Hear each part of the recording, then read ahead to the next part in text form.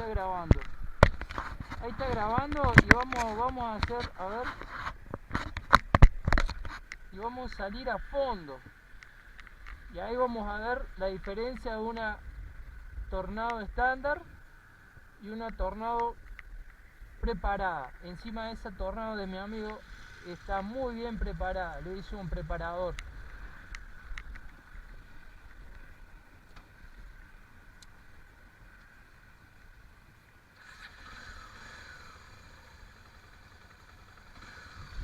Ah, la moto de mi amigo Martín tiene 9000 kilómetros, creo.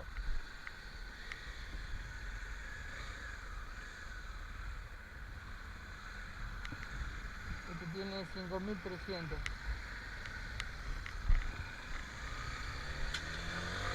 Calculo que vamos a salir en primera.